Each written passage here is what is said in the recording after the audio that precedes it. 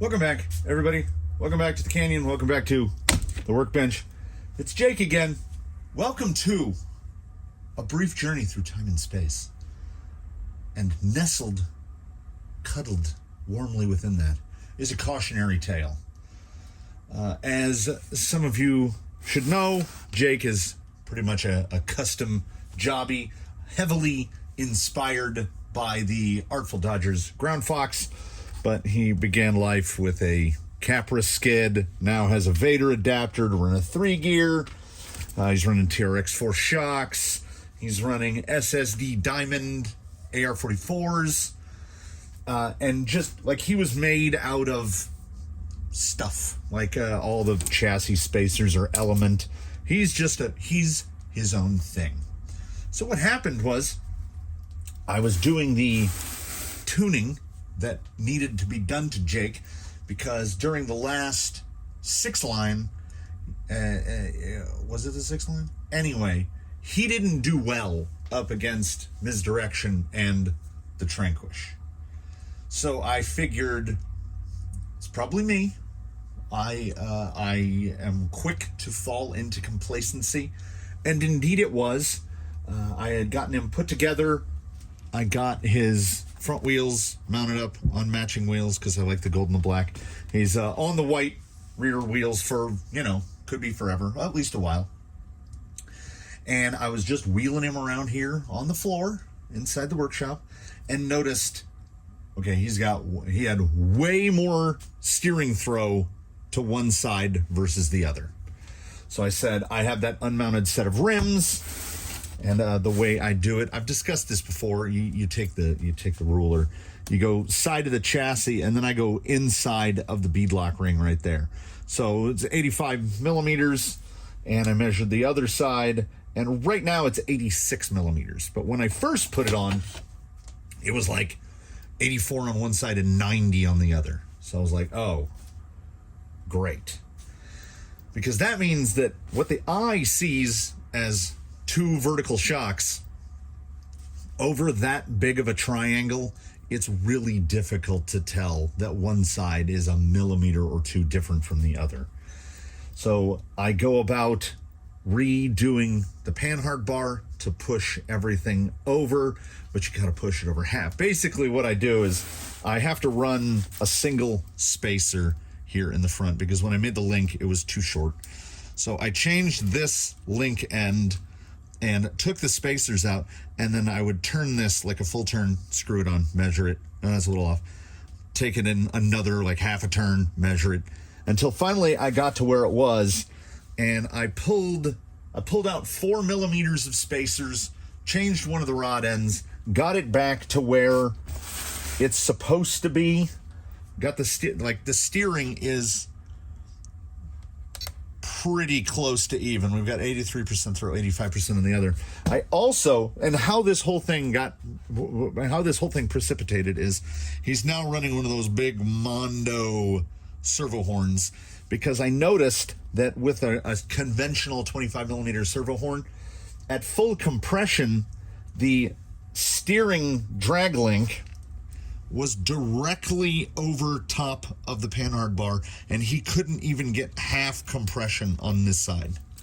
So once I changed that, everything went out the window. So as of this morning, he has a new steering link.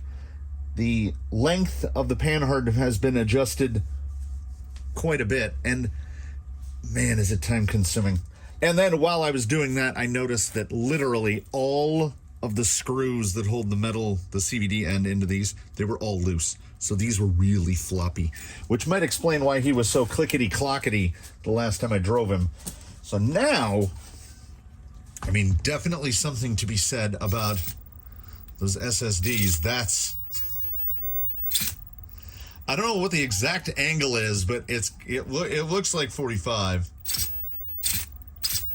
I also had to, yeah, you can see the silver right in there. Had to get in there with the grinder because with the longer link,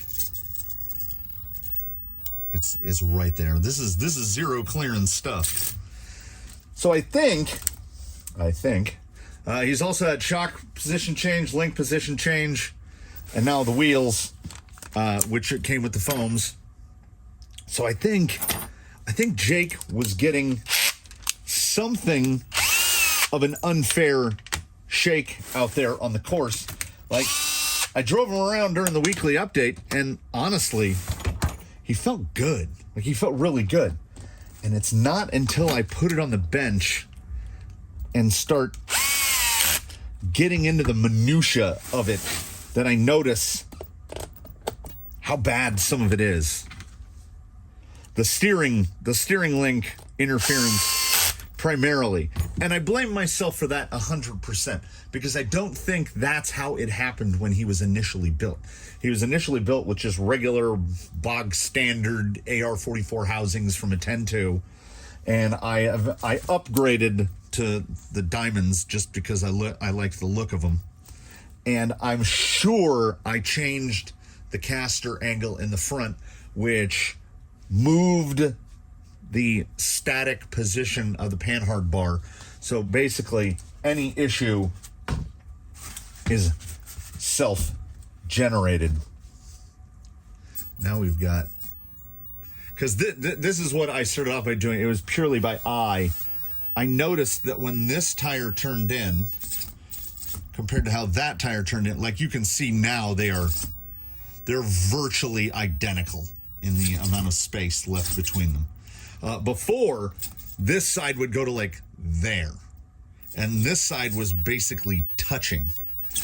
So I'm just telling anybody out there, if you've made one change on these things, there's no such thing.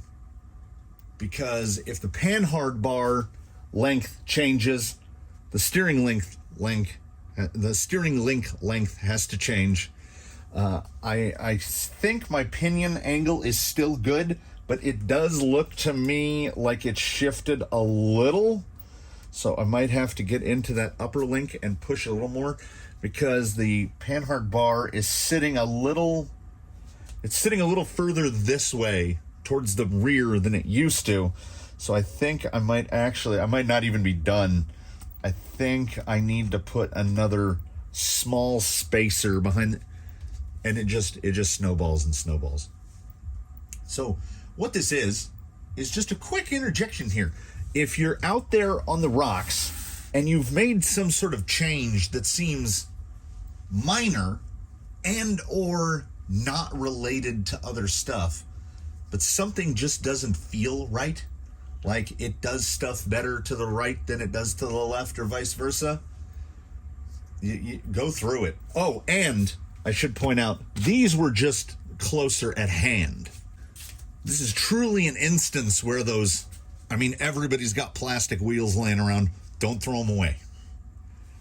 They are perfect for this type of setup adjustment because it honestly, it can't be done with tires on.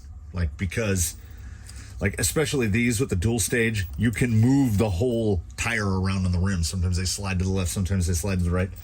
You need some sort of analog that is a fixed width. These actually would have worked much better because with those big long adapters, you're measuring huge measurements.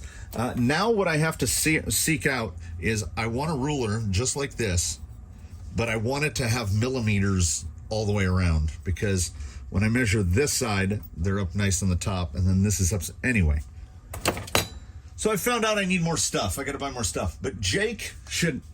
Is that even? I think I might... Again, see, I don't think I'm done. I'm done with this.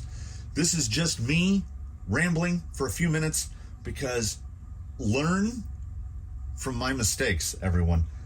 Don't make a change and then be like, oh, everything else is fine. Everything will be fine. Because the next thing you know, he's getting his ass whooped by other rigs that are on paper less capable than he is. He's light. He's got a mountain of steering throw. He's got a ton of traction. He has the best dig combo you can get. He's got the tools. And A small comment here. The Flash Hobby, they call it a 50 kg. Who knows how much torque it actually makes, but this is their direct power servo. There's nothing wrong with this servo at all, particularly when you take into consideration that I think they're $56 and almost always has a coupon. I just ordered another. Where is it? There we go. There we go. Oddly, rated to 14 volts, which means, I guess 4S at your own risk, or get yourself a big super adjustable BEC and set it to 14 volts.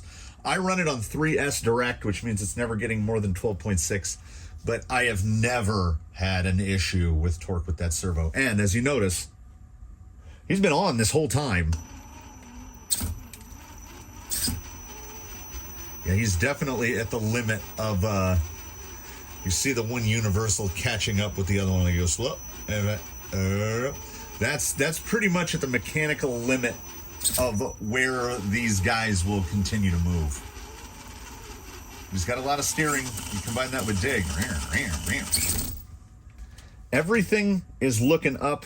Hopefully, the remainder of the weekend will cooperate. And I can get Jake the Snake versus Tranquish 1, right? Jake the Snake versus the Tranquish. We'll see how that goes. And I would point it out to you, but you know what? I spent all morning cleaning the place. It's very drizzly and icky outside. So I cleaned the whole workshop. And when the whole workshop gets cleaned up, I call that like the nesting phase, right? That must mean there's another build coming. I'm not saying there is. What I'm saying is there's another build coming. So watch out for that, everybody. Thanks for watching this one. Check over your rigs. Don't just assume they're always going to be perfect. Please do like, comment, subscribe, yada, yada, yada. We'll see you in the next one. Be sure to have a good one, everybody.